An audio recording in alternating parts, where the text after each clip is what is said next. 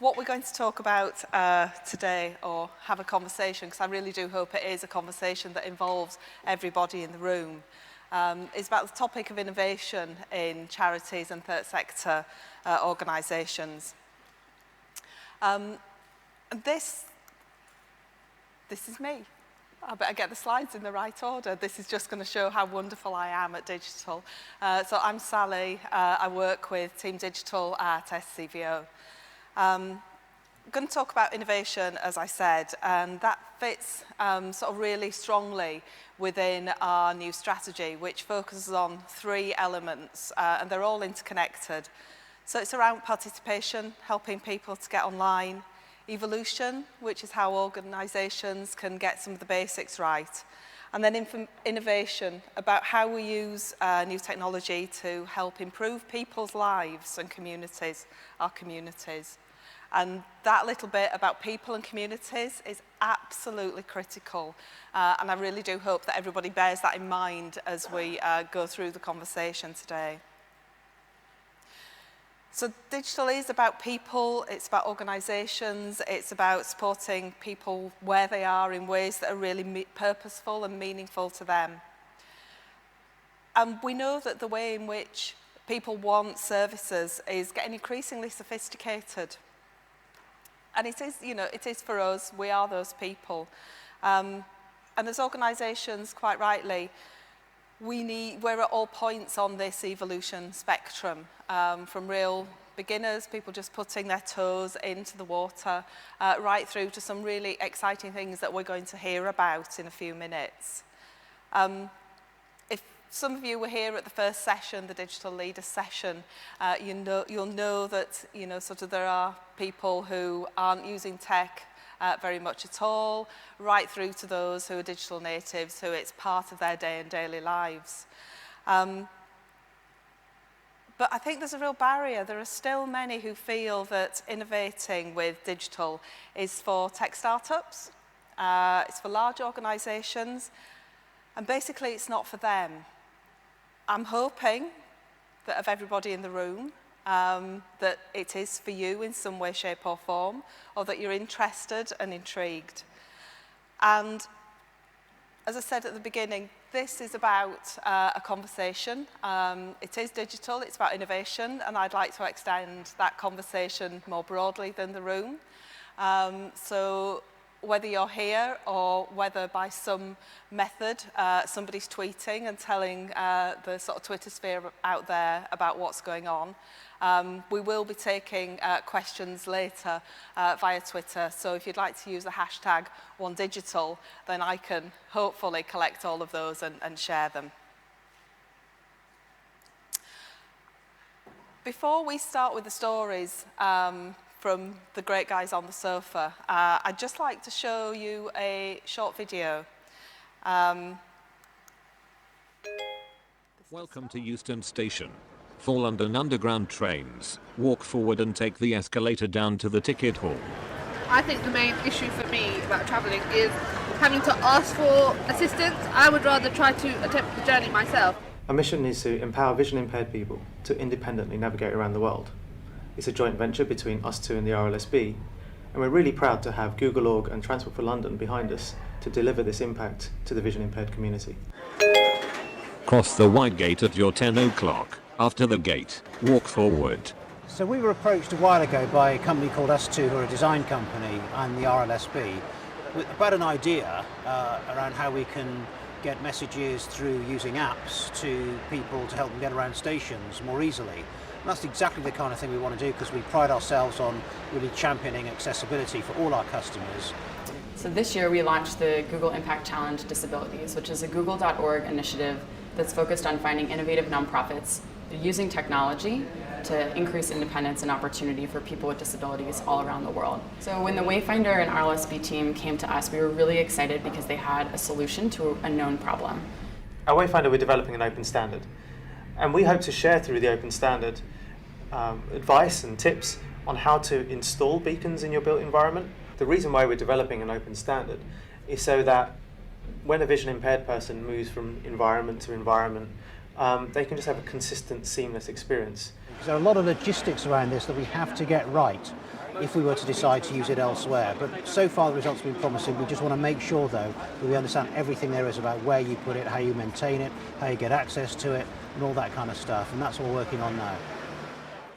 It made me feel a little bit more like a Londoner because, you know, you can get shoves and stuff on the underground, but I feel like that's what travelling in London is all about. We can kind of be in the midst of things a little bit more rather than having a person guiding us and making sure, you know, we keep away from everybody. I think it just made me feel included in just travelling, really. We can't do it alone. We need organisations and people that share our vision to get in touch to help us make Wayfinder a success.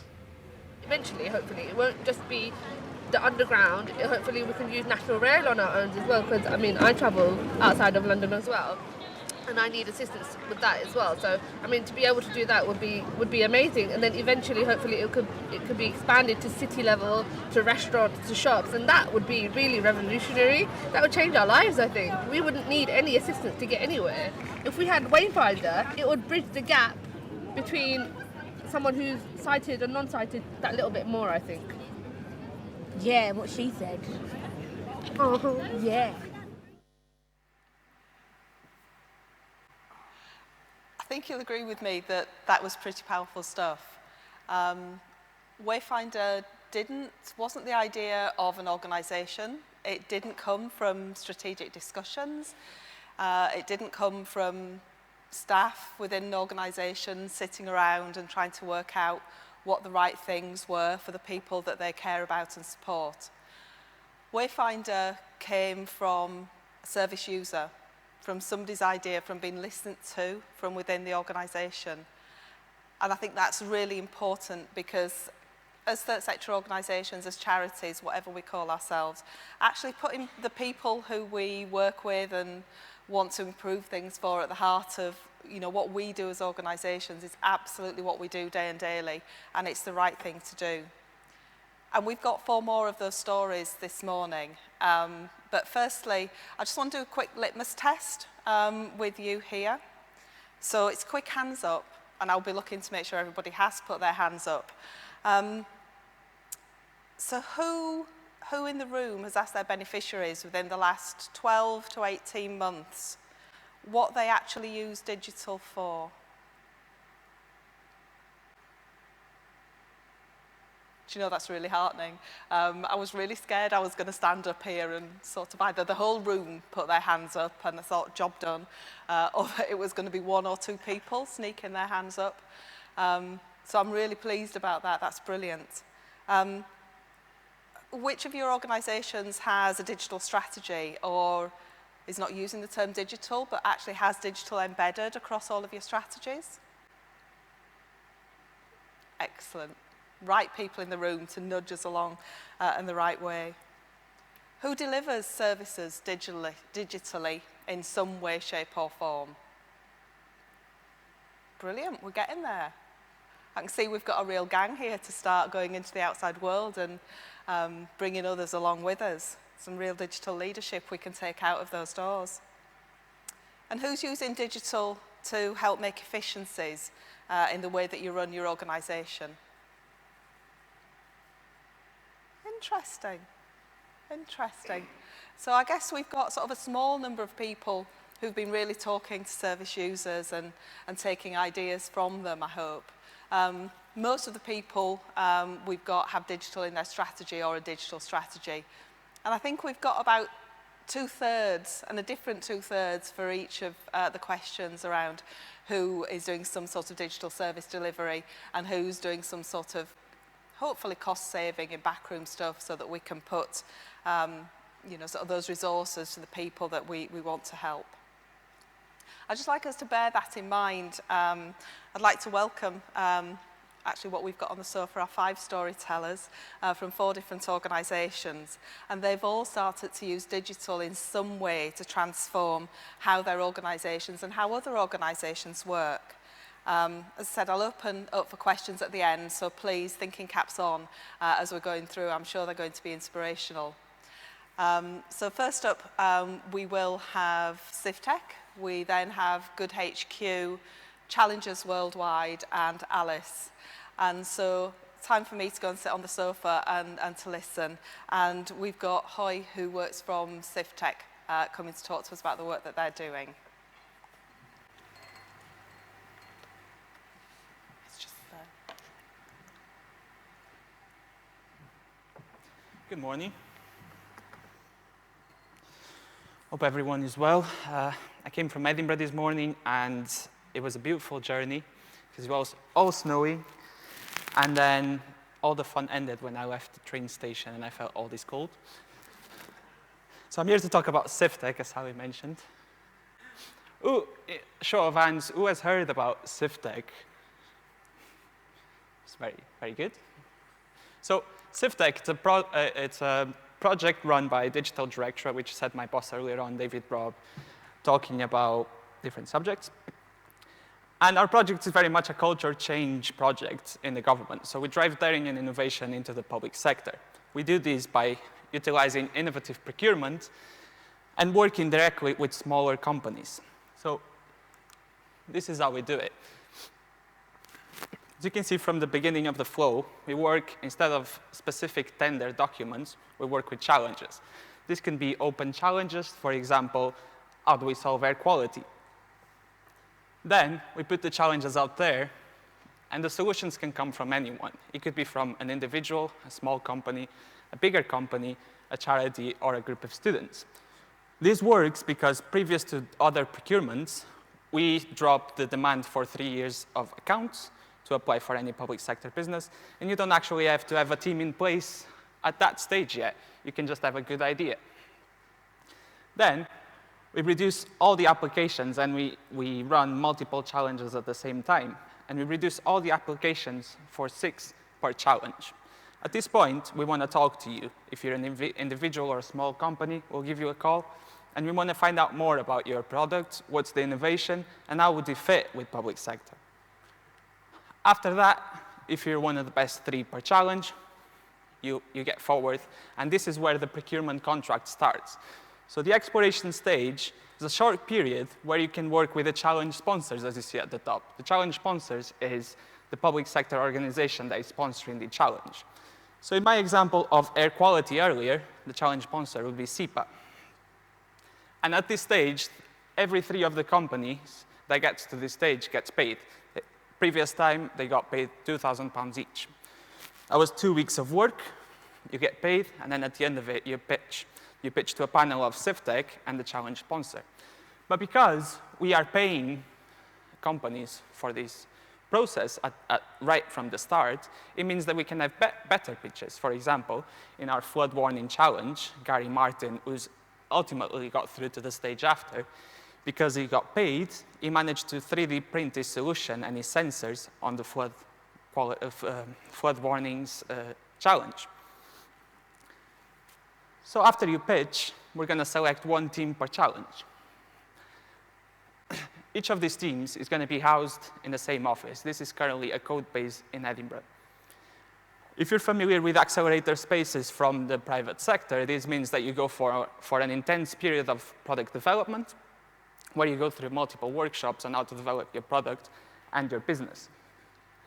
In this case, and unlike private sector counterparts, we don't take any IP or equity from you, but we do pay you so you can develop the solution. So we pay them £15,000 for 3 months. Through these 3 months, apart from the workshops and the contact with the challenge sponsors, you also have the input from innovation centers and citizens, because you can't have a product for public sector without finding out what the citizens actually want from it. The idea of all of this is using procurement to create economic development opportunities for smaller companies. So you keep your IP, you develop your new product, you have a first contract, you have a first client, and after the MVP, or the minimum viable product, you have a room of £70,000 to continue the development of the solution, because we're trying to keep contracts under the OJU limit of 106,000. So £2,000 initially, about 15,000 in the second part, and then it leaves room for 70 to 80 pounds to carry on the product. With the view that at the end of all of this, when you have a product that is ready to be commercial, you go out there and you sell it to the rest of the world. Thus, growing a company in Scotland and also delivering better public services. Some stats, we had 80 applications for the 6 initial challenges. Then, because of this tremendous success in applications, we had 2 more challenges on cybersecurity.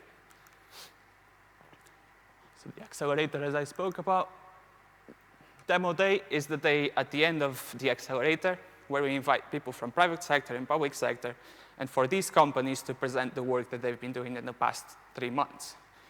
We just ran this on the 11th of January. It was a great success. We had Mr. Paul Wheelhouse finishing up and announcing us for the next year. So this is what I wanted to get at. We had these challenges last year around, and we're just confirmed for another round releasing challenges in April. So keep your eyes open if you're interested, because we want solutions from you as well. So just going to briefly go past the teams that were on the first cohort. So these are the SEPA challenges: River Track on flood warnings and air node and air quality. Symphonic and WorldScope both looking at NSS data.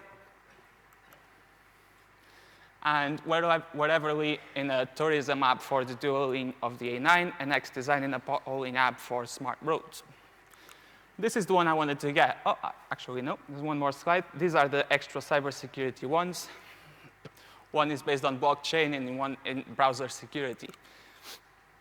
Now, before all of this, we had to test the waters and test the proposition. So we run a hackathon. Hackathon is just a 2-day event when people come in with different ideas. And our theme for this hackathon was digital participation. Back then, Johnny, the guy in the middle there, he came up with this idea of Strict Change, a platform for homelessness and for e-giving, but leaving out the awkwardness of giving and the constraint that people have in going up to the street and giving money to someone. Why couldn't you do this online? Why couldn't you have Strict Change that creates profiles of people in need? You can go in, check what their need is, what's the situation that they're at the moment, and you decide if you want to help them. If you do help them, they'll let you know. How did that people go? If it was money for a job interview, for a suit, if they got the job, you build that connection with these people that you're helping.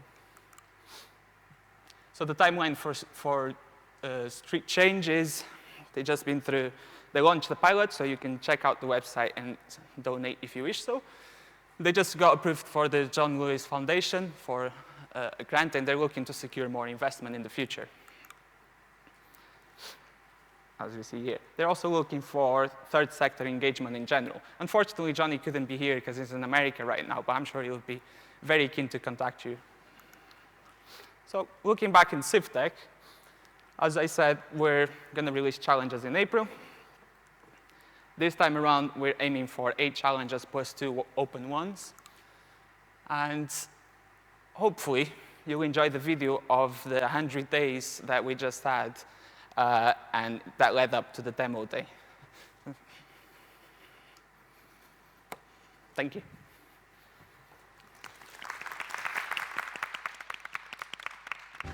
Some of this will work, some of this won't work, and that's a good thing. It's about reaching out, making ourselves more open, and embracing the potential for new ideas. For me, that's the kind of really exciting bit of what CivTech's doing. The first 15 or 20 of them were nothing here nor there, and then one came up, but I just went, wow. I think the prime element is to make a public body like SEPA more accessible to smaller organisations, individuals and partnerships, people that don't normally get involved. We've got a mixture of sole traders, new businesses, albeit with experienced people, and established businesses.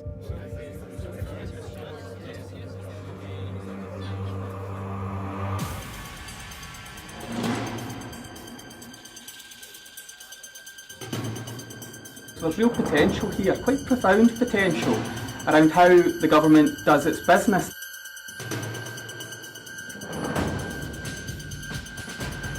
How to run a business, how you go about things, the networking opportunities.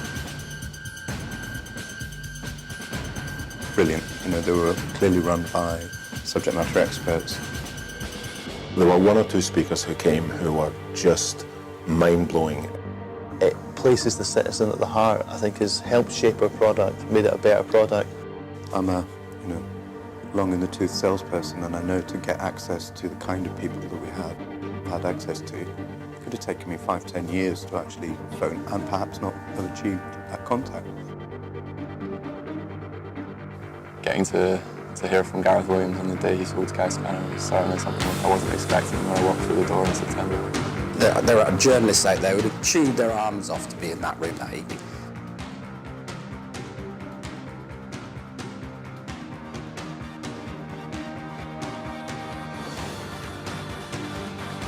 That environment sharing is massively important. We have just hugely leapt forward. It's been people talk about roller coaster rides. The only thing for us is that we're on the down bit. The end result has just been fantastic. It's remarkable. I think it's just amazing what's happened. It was a whole new experience. Exciting, scary, daring, dynamic, hard work, challenging. Totally groundbreaking. Demanding, but awesome. Just do it.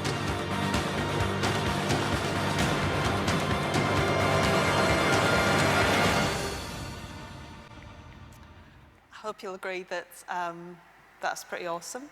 I love the fact that there's lots of pizza involved, but not quite as much as I love the fact that sort of one of the first cohort was from a third sector organisation, from a social enterprise. Just shows that we are up there with everybody else, and we just need to get that message out. Next people who we're going to hear from are Lauren and Alex, who are going to talk to us about Good HQ.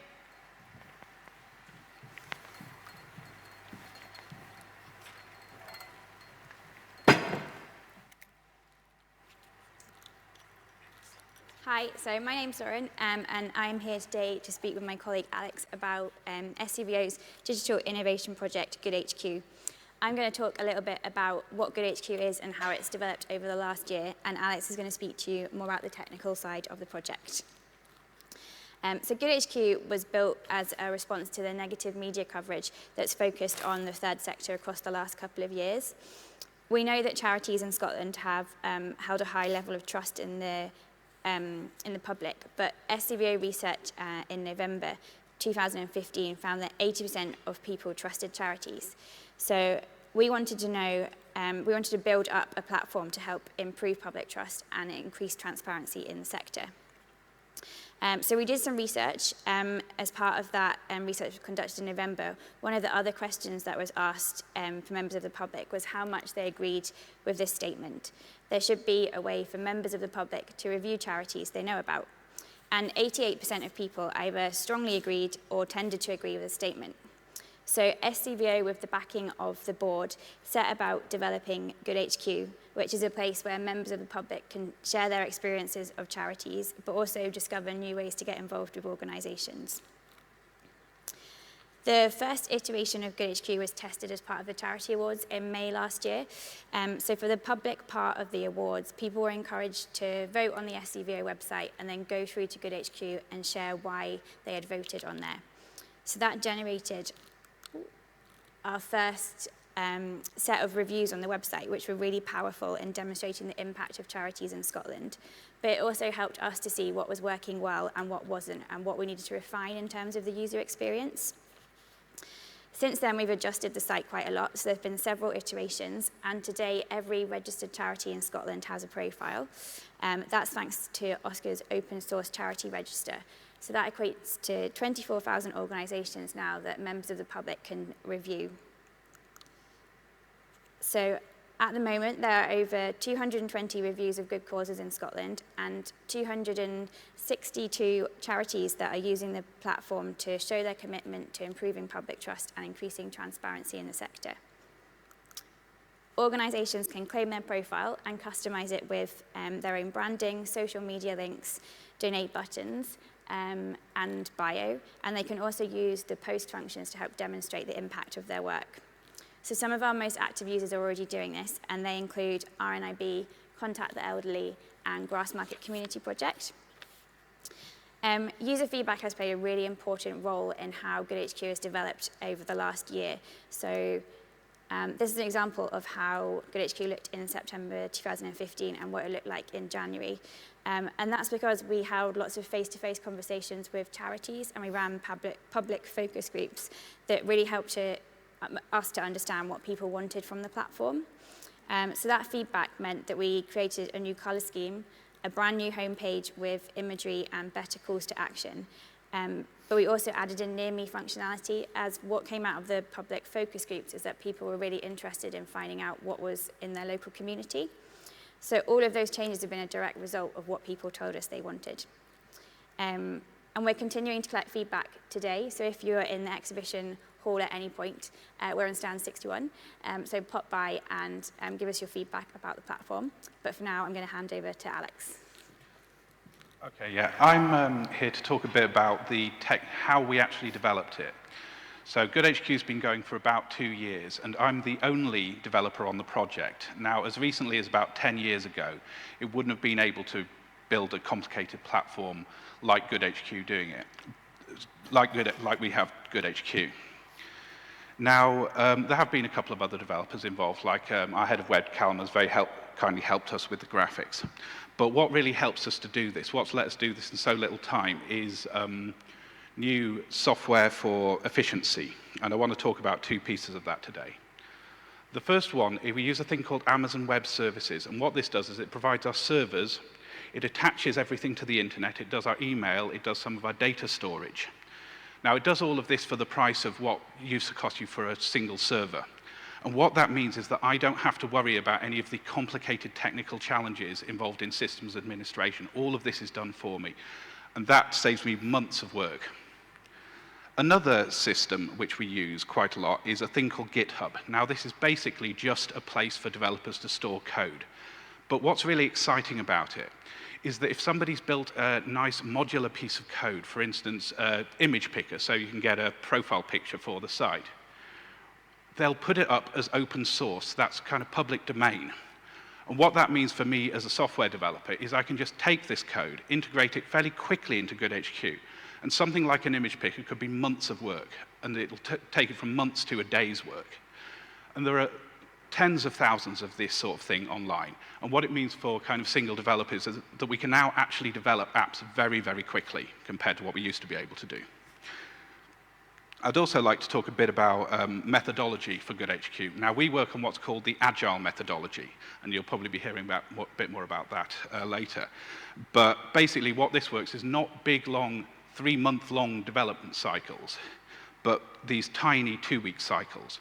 And in those 2 weeks, we plan what we're going to do, we implement those plans, we test what we've just done, and then we release it to the public. Now, what this means is that the public can very quickly see how the platform's developing. There's not big sweeping changes, but there'll be little extra features every 2 weeks. It also means that it helps a lot with working in response to testing as well.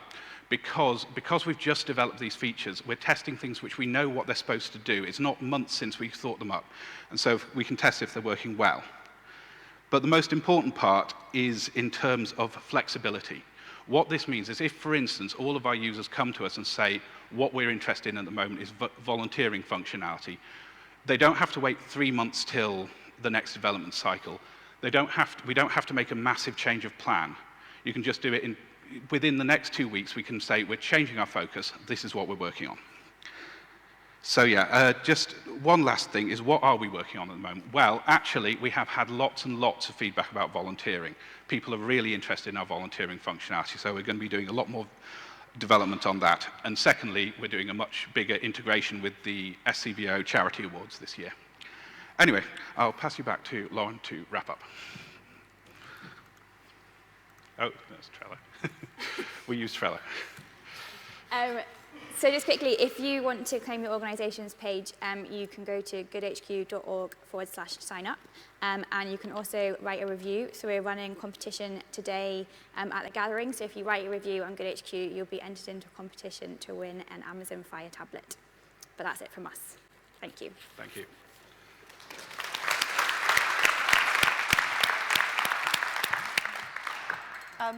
Just quickly, whilst we're doing a swap over of speakers to Neil, hands up, who has already claimed their page on GoodHQ? Excellent.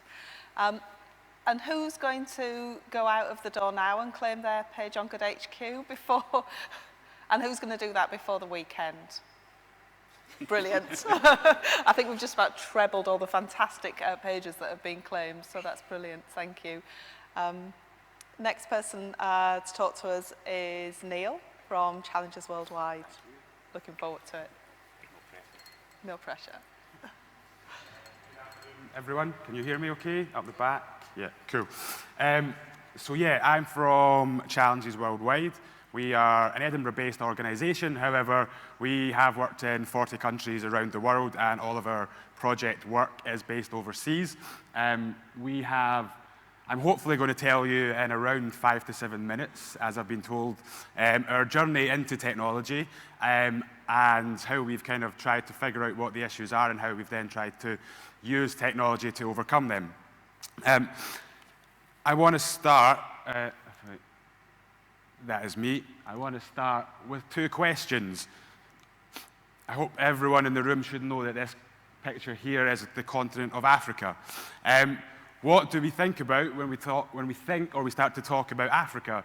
A lot of the current thinking, and I don't know about anyone else in this room, but last night I was bombarded on digital media and email with pictures around the famine in Sudan.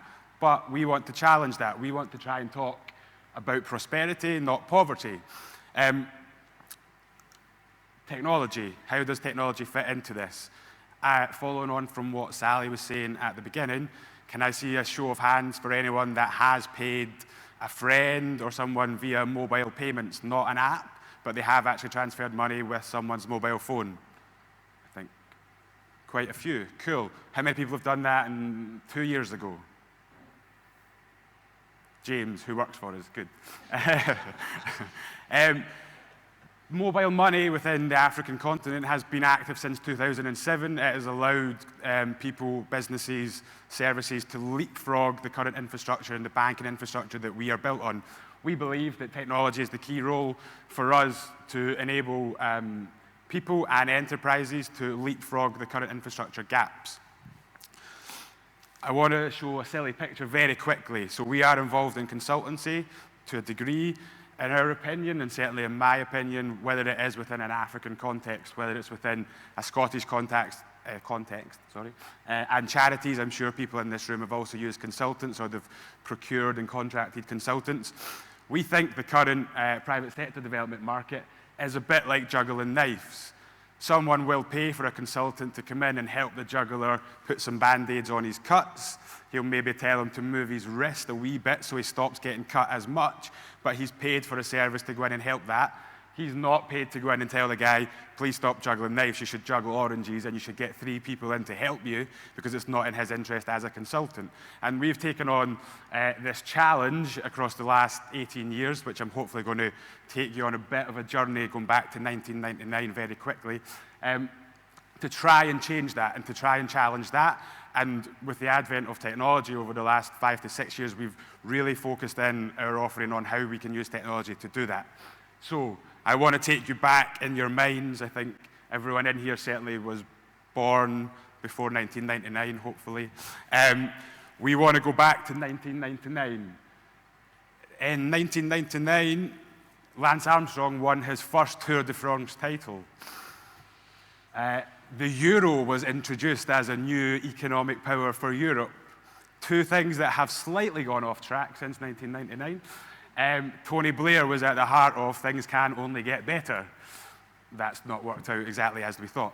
However, we were set up and we're still here and we're doing good stuff, I think, which is more exciting. We were set up in 1999 when social enterprise was really coming to the fore, certainly in the UK and Europe. We were set up by my CEO, who, funnily enough, texted me half an hour ago to tell me he could see me on the screen at home, which is quite cool.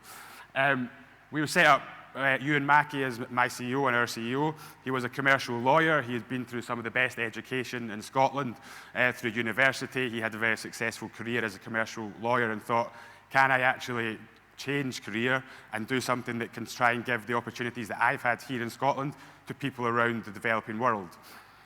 In 1999, we set up, we decided to find out what's really going on in this sector. So we worked with all the different organizations. We were given an award from Unlimited. We sort of thought, let's figure out what's wrong and think about how we can try and fix it. In 2004, we came up with an innovation, a grown-up gap year. We were constantly speaking to mid to twilight professionals who said, I've made a lot of money, I don't need to work anymore, I would like to go overseas and I would like to help businesses impart the knowledge and skills that I have. Can you help us do that? And we said yes, the people were willing to pay, and we successfully sent a lot of people overseas to enterprises on the ground for 3 to 6 months to improve how they perform, to increase processes, etc., etc. We were at one point getting about 100 applications a week for 1 or 2 roles.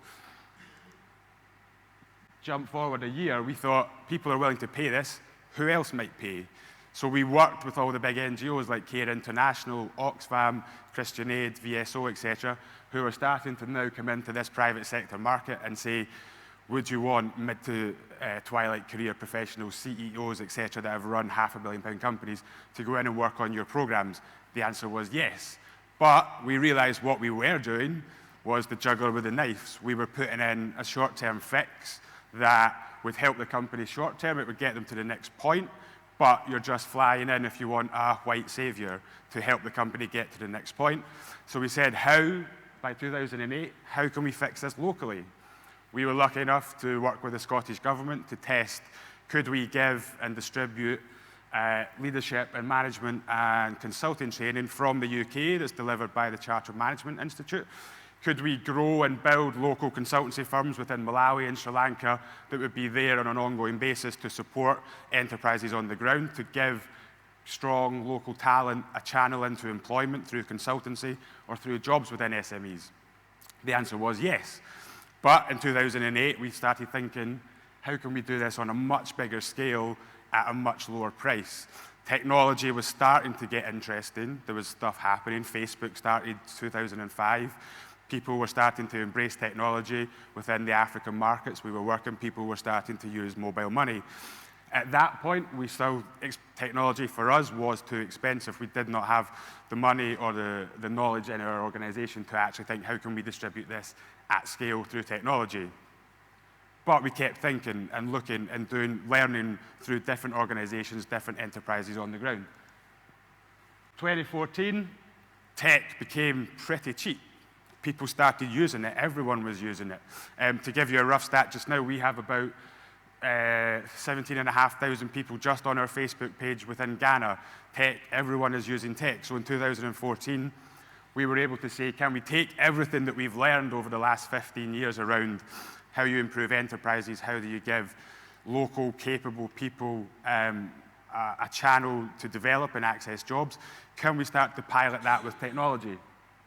We were lucky enough to have money from the UK government to operate a program that sends people overseas and works locally with businesses. So within 2014, we piloted our tech targeting 2 key markets. Can we help enterprises grow effectively and also connect into a market for both human capital and for actual physical capital to grow? We also developed and piloted technology that could offer chartered management training on leadership and management and professional consulting at a very, very, very low unit price to allow us to scale and offer that to as many local young people who need that as the leapfrog to employment. Can we try that? And we did. And we've been able to, in the last 3 years, distribute that technology across 3 countries, Ghana, Uganda, and Zambia. We've been able to train around 600 young local people to get them job ready, to get them into the sustainable job market, not just here as a job worker in the market, but here as a real growth runway for you to develop personally and professionally and contribute to your economy. By 2017, we hope, we have the beginnings of a digital market now. We have 350 SMEs within these countries live in our technology. They're beginning to report. They're beginning to share information that can be put in front of potential investors, potential partners, potential funders. I said we have over 600 young people engaging in almost a social network where they can also learn and develop. And there's peer-to-peer mentoring, there is access to our senior mentors, there is hopefully what we feel a global growing movement of young people ready to work and ready to impact change in their own economies. What is the future? By 2020, how further can we scale this? We are about to start in Rwanda. Again, going back to access to technology, Rwanda was the first country in the whole of the world to have universal 4G internet access. Before Scotland, before anywhere in Europe, before anywhere in Asia or the US. We are about to start programming in Rwanda. We will be working with hopefully another 1,000 SMEs in the next 3 years. We will be bringing through about 2,000 young people into our program and developing and building that offering through digital technology. It allows us to do it at a much more cost-effective method. It allows us to bring the people who can make a change and contribute to prosperity for these economies into one environment. And we think technology is not just the be-all and end-all. We think you have to get the skills and the tools right before you put them in place in technology. We think we've done that. You then need to put the technology, layer that on top to bring the connections, and we think that will lead to prosperity, and it leads to more money staying within local countries' GDPs, and you can really now start to talk not about poverty, but about prosperity for these countries. Thank you very much. This is how you can contact us. We would love to continue the conversation with anyone. My colleague James is at the front, also filming me. If you're interested to chat to us, if you have ideas, if you want to challenge all of my opinions, please do come and chat to us at the end. And you can also engage with us on these digital platforms. Thank you very much. Thank you. Neil, thank you. That was fantastic. And finally, Douglas from Alice, who I know is going to talk to us about agile ways of working. This is definitely something that I would want everybody to think about, whether it's in tech or just your daily lives. I know Alex sort of started to touch on it, but really excited to hear some more. Douglas, thank you. Thanks very much, Sally. Good afternoon, everyone. My name's Douglas Maxwell, and I'm the Alice Programme Manager. I work for the Health and Social Care Alliance Scotland, and we work for people who are disabled, people who have long-term conditions, and unpaid carers. And we work with them to give them a voice and to help them live well. So I'm here today to showcase to you about a way of working, about agile way of working. I work for the Alice programme, and the Alice service has been in a redesign really over the last sort of 3 to 6 months. So I really want to just have a quick chat about that. So Alice is a local information system for Scotland, and it helps people find and share resources that support health and well-being. And so Alice has actually been going for a number of years now, and so we've took feedback, positive and challenging. We've took the feedback from our stakeholders, we've took analytics and the learning from the team, and we've really designed and developed a new approach to move forward. Sorry, excuse me.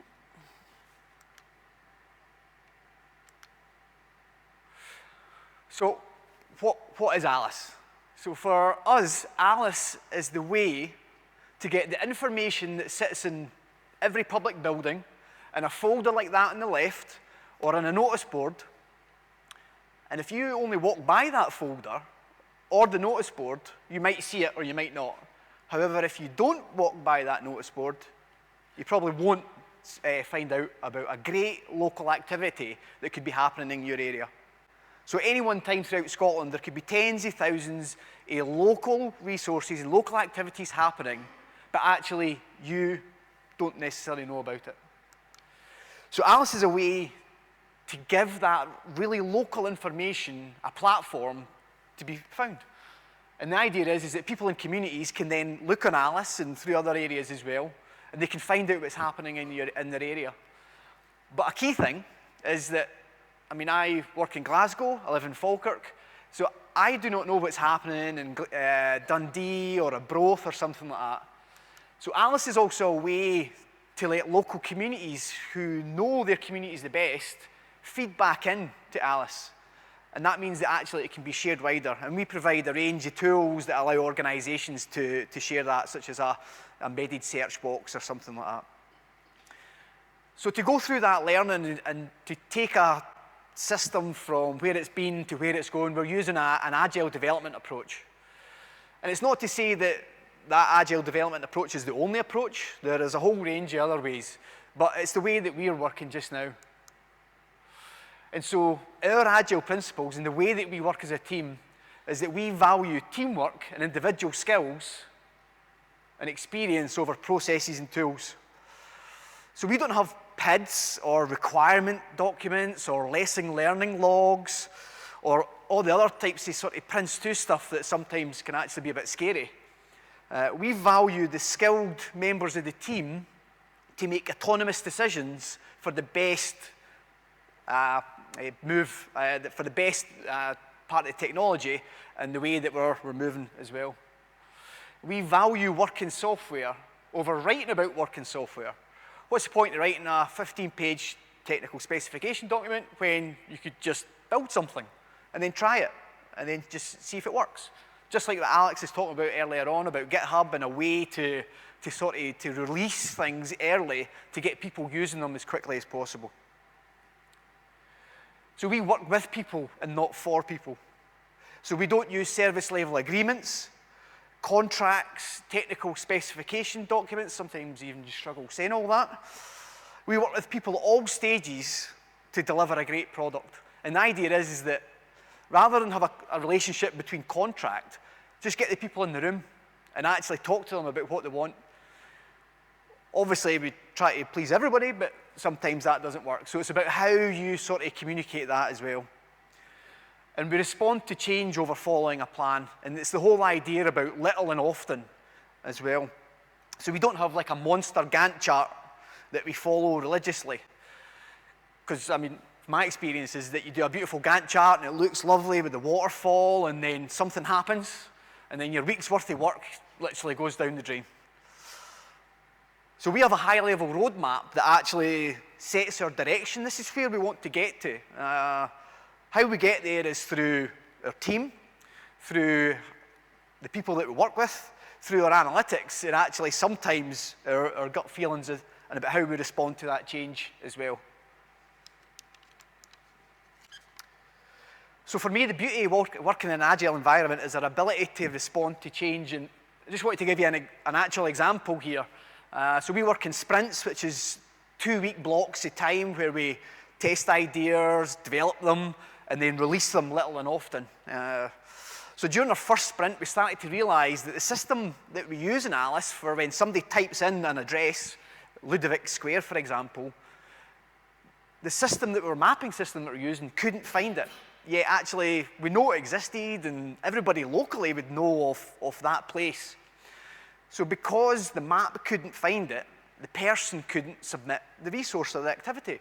So it was a poor experience for that person. They're committing time to help us. But actually, it meant that there was not a resource that was actually findable on Alice as well.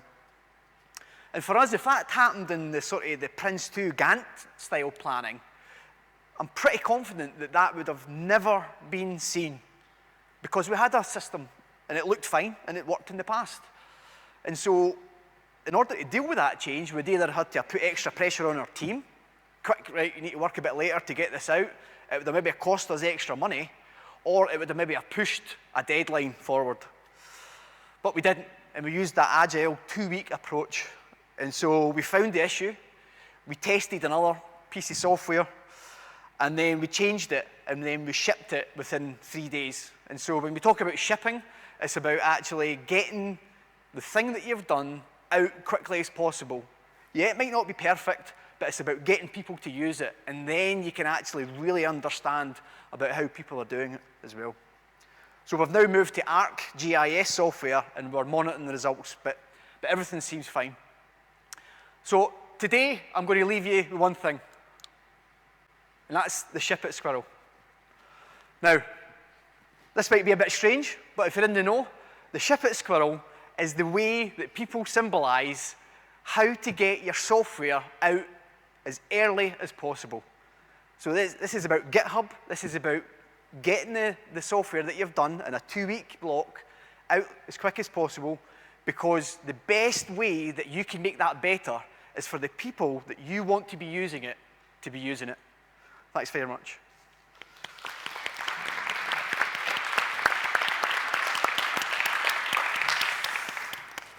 Thank you very much. And I think those who didn't know about the Ship It Squirrel will have that firmly implanted within their brains now, at least until the end of the day. Storytellers panel, thank you very much. I think you'll agree that both the products that we've heard about today and the way in which they've been developed have been really inspirational. There's kind of a few things for me, and this is while you're thinking of the questions that you want to ask. Bringing people together, starting small, listening to everyone, learning from everyone. I've got international envy. Working short sprints and being really alert to making changes, and so that what you get is a service and a product that people really want and that can resonate with, not something that you think they want. I'd just like to ask, I'd like to ask you all the question. So what's been the most exciting thing as part of the development? Douglas, we'll give you a minute to rest. I'll come to you first. I guess it's a new project, so it's been exciting from the beginning to create something that's going to work with different people that had worked with governments before. The opportunity that we're providing to certain people, for example, the 2 SEPA challenges are being answered by 2 sole traders that would have never had the chance of a public sector contract. And now they're both working for SEPA, and they have a contract that they can take to an investor and grow their company. So it's that opportunity that we give to people that would never have it before that excites me the most about our project. That's great. I think that's really important. Lauren, Alex. For me, it would be seeing GoodHQ actually get used and seeing the reviews come in. It's still a relatively new platform, so we only get maybe 1 or 2 reviews a week, so it's really exciting to see people sharing their stories on GoodHQ and it actually working. Yeah, I think from a developer's perspective, probably the most exciting thing was seeing, I remember Lauren was away for a day and just seeing a whole page of emails of all sorts of different things, as people claiming their organization, people saying, what's this bit do? Just lots and lots of that feedback, and that's kind of what drives kind of agile methodology, is getting the users saying things. So we'd love to hear about feedback, and it was really kind of exciting to see a whole page of it generated in a single day. So yeah, that was brilliant. So brilliant. That sounds like a shout for more feedback. Yeah, definitely. Excellent. I think we're the same. I think it's getting it used. I think we took a big gamble. We learned all about what was going on. We had what we thought was innovative approaches offline, and we thought, can we take this online and can we use technology? Listening to Douglas speak, I didn't realise we were working in an agile way, but it turns out we are, so that's good. We still have a lot of Gantz, which hopefully if my CEO is still watching, let's stop using Gantz. No, but I think it was us putting, certainly for the enterprise side, putting an enterprise platform out into the market and actually seeing enterprises come in and use it and start sharing monthly information on their performance in the hope that an investor or someone else we were working with would be interested and take that on board. And it was that sort of initial fear that we put it out and no one used it, and that is the most exciting thing. We constantly can go in and see new companies coming on, putting new information in and getting the feedback. I think it's the same sort of thing. We have ideas, but we want to test it and see what works right. Brilliant, thank you. I think for me it's about the growth of our Alice team, and I think the embracing the agile approach, it can be quite challenging. I think, coming from the third sector where we're very sort of reports and very outcome focused, to take that sort of agile approach, there is risks, with it as well. But understanding about how it can actually work and how it can actually help you actually deliver a better service, it's really good. So seeing a transition in a team culture to go from from one area to a more agile approach, I think it's really good to see, because in the long run then actually we think that we'll actually deliver a better product and a better service, but at the same time, we'll have had people engaged right from the start. Okay, that's great, thank you. I hope that's given you a breather to come up with some questions, or to get the questions formulated that you want to ask. We have got 5 minutes or so just to take some of those questions. We've got some mics in the room. So again, it's time for a show of hands. Who wants to be the first with their question? Fantastic. If you could just say sort of who you are and where you come from, and just a brief question. Hi there. My name's Pauline Burnett, and I'm from a company called Birchwood Highland, which is the Highlands' leading mental health charity. So we support people all across a very geographically challenging area, which is a little bit, if you don't mind me saying, a little bit like Africa in my head. So it's so many people, but all in very, very disparate communities. We have a challenge of, we're piloting a remote care service, so people have iPads, so we can talk to them via Skype, and it means that it's more affordable. The care that we provide and the support we provide is more affordable. They don't have to pay for the minute someone leaves our organisation to drive an hour and a half to get there for half an hour's care and then back for an hour and a half. So it doesn't replace it completely, but it does make it more affordable, other ways of talking to them. Our biggest challenge, though, is really the infrastructure of I live in a very remote area. I have satellite broadband. It's pants. But how I'd like to know if we've got any suggestions of how we can reach out to people, but make it easy for them to engage with what we are doing. Okay, so we had a comparison with Africa, so it is going to come to you, Neil, to give the others a minute. I don't know if anyone's from the Scottish Government in the room, but it would be universal 4G internet access probably would be number one. No, it's good. And so, I mean, within what we are doing just now, we've worked much more focused on cities. We haven't gone to rural yet.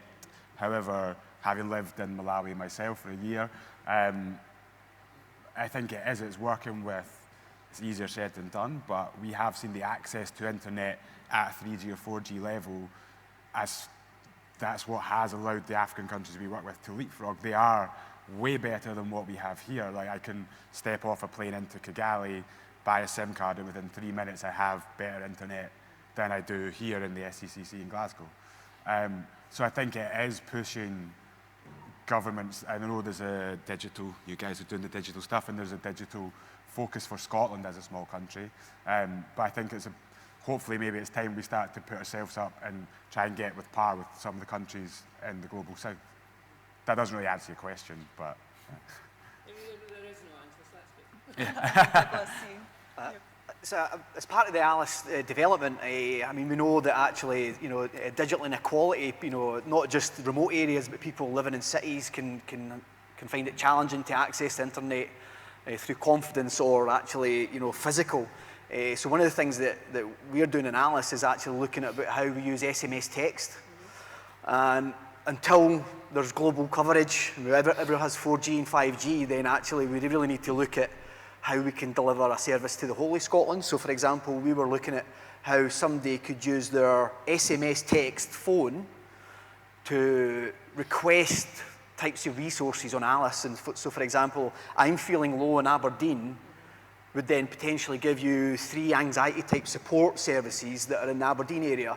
So there's obviously a lot of complex technology behind the scenes, but the person just texts a number on their phone and they can get that sort of short burst, simple type information. And so technology is great, and I think innovation's brilliant, but actually we're looking at the whole area of people that actually, at this stage, can't access the resources that are in ALICE. No, thank you. I think that's a really interesting reminder that often we're looking for the newest innovations in technology, but actually scaling back a little bit sometimes and remembering some of the stuff that we used to use, even though it was digital, might be right for particular solutions. We might have a challenge for CivTech as well there. Got any other questions? Excellent. If we take the 2 questions together, give the team a bit of time for thinking. My name's Julie Mitchell from One Parent Family Scotland. I'm new to Scotland, and I'm very enthusiastic about digital. My question is for things that Douglas and Alice touched on in terms of agile methodology, and I just wondered, I'm not sure there's many third sector organisations using agile methodology in their workplace at the moment in Scotland, but I just wanted a sense of, is agile methodology really only used for doing innovation on software or digital developments, or is it used generally in the workplace? And particularly for Douglas, you mentioned lots of challenges for moving a the staff culture over to agile methodology. Can you be honest about what those challenges were and tell us a bit more about what staff came up against? What was their greatest challenge? Was it that they were used to having meetings every 3 months for 2 hours and now they have to do stand-ups for 10 minutes every day or something? You know, what was that big cultural shift for them that was tough? Okay, we'll give you a minute to think about that and just take the next question. Hi there, my name's Alana. I work for the Department of International Development, and my question kind of flows into the first one, just about agile methodology. We have a software team who work with agile for the development of their software. My team, we also try to use agile methods just for the ways we work, just to work smarter. But we're across site, so we're based in Scotland and Whitehall, and it was just whether you had any tips or tools that are best used. We use Trello mainly, but if there's anything else out there that can help when you're working across sites. Okay, Douglas, Yeah, start. I mean, for me, the agile method, for me personally, I think it can be used in anything. You know, if you've got a problem and you want to find different solutions quickly, but at the same time try and engage the people who you're working with and working for, then for me that agile approach about doing work in short bursts, pushing it out, accepting that actually it's not perfect, because I've sat and beat myself up things, you know, about trying to get the thing out the door that's perfect. But when you actually start to accept, and I've got a wee rule, you know, if I don't swear, then I can get it out the door, you know. And so it's just really about that sort of, you know, accepting that things are not perfect, but get it out the door, because the only way to make it better is not to sort of sit in a room with 4 or 5 people, which we do sometimes. It's about to get that wider perspective and use the analytics and use the feedback and that sort of that off-the-cuff feedback that sometimes, you know, you just go, wow, you know, we've just never thought of that, you know. And for me, that's the approach. So you can use it in your comms, your training, technical development. And to be honest, about the transition in the way of working, Alice, the programme, was the way that we engaged stakeholders. So if we were working with your organisation, we would have went into a service level agreement potentially. We would have asked you for a technical specification document. So that's with you. But we were working with 45 different organisations. So the documentation alone, to manage that, if everybody's trying to ask for the slightly different things, might be right, it's challenging, it's time consuming, it's complex, it's costly, and I personally think sometimes you're setting yourself up to fail a bit as well. So what we do now is we say, here's our terms and conditions, this is what we offer, accept it. We do this with Facebook, our gas, our electricity, our broadband, everything. But actually, we would rather sort of get you in the room before contracts or anything and just say, right, so what are you looking for? And it's about managing expectations, I think, is the big thing. You know, there's an 80%, 20% rule. You know, we can only really please 80% of the people. 20% are always going to sort of maybe ask for something slightly different. So it's about being that upfront, open and honest, and being upfront, open and honest about the challenges that you have as well. Small team, big sector, you know, so, you know, taking that approach. But it frees the team up to do other things as well. Thank you. I think one of the important things there is about freeing the team up not to be writing papers, because who of us actually likes writing stacks of paper that we know that nobody else is going to ever look at, but actually developing something, you know, whether it's ideas for, you know, sort of non-digital things, or whether it is part of software for digital stuff and actually seeing things happen. I think we'd all agree that that's, you know, we'd far rather be spending our energies on doing that than, yeah, the writing away. I'm really aware that... Can I ask one follow-on question yes, to that, to Douglas? Please. So, because we're similar, we've taken an agile approach without, I think, calling it that, if I'm honest. And you touched on it at the end. I mean, does that affect, and I don't know how you guys are funded, but does that affect your ability to access funding? Because I see it personally constantly from government funding or foundations or other people out there, and it is funder bias of, no, I want a very complex log frame and a very complex set of outcomes that you are going to deliver with my money. And if you say, well, we want to take an agile approach, figure out what is wrong and then fix it, they're just like, well, we're not going to fund that. Like, have you come across that? So the ALICE programme is funded directly and solely by the Scottish Government. To be honest, there were some challenges, you know, in saying, you know, actually, you know, we're investing a lot of money in this programme, but, I mean, what's the alternative? You know, do you spend 3 months writing a business case, and then as soon as you step out that door, life happens, you know, and I don't know how many times I've wrote great documents, and then by the time you get to the end of the document, you forgot the document. So what we do is that little and often communications, drip feeding information into the board, into our funders to say, here's where we want to go, here's what we've done in the last couple of weeks, here's some of the challenges that we're facing, here's some of the people that we're working with. And so when we do have these contract meetings, you know, there's no surprises, and I think that's a key aspect. And a quick plug out for the work that the Scottish Government's doing on the Scottish approach to service design that actually looks into that says, you know, if we try and do everything at the start, then we forget about the people in between who actually use the stuff, and I think that's the key thing. I think that's a really worthwhile question. It was heartening. We had David Robb, the Chief Exec of Oscar, on the sofa earlier this morning, and he was talking about that charities are the sort of creative, charities go to the creative places to find solutions that the public sector can't but will then steal. So I think we need to start replaying those messages back, that actually we need to be continually allowed that space for creativity so that we can innovate and we can truly, you know, sort of do the job that everybody needs us to do. I am going to draw this session to a close. I do know that the guys are around for a little bit more of the day-to-day. So I would encourage you to come and find them. I'm hoping they're going to come and hang out on the digital zone, which is stand 61 in the exhibition area. Just a little plug for a couple of things that are coming up later. In about an hour, we've got an amazing 20 workshops taking place in this room. Everything from the Scottish approach to service design through to sort of expert sessions from Skyscanner, which is going to be a lot around agile and how we can integrate that into our workplace.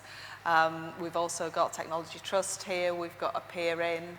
I think we have Microsoft, but they may be stuck on a train coming up north, as well as sort of social media and lots of other really quick bite-sized sessions. I'd really encourage you to come along. And then we finish up our OneDigital day-to-day with Google Garage. So there are going to be lots more sort of hints and tips and tricks there as well. I would encourage you to come along and come back and eschew everything else that's going on out there. This is where it's happening. So I'd just like to thank the panel. Thank you very much.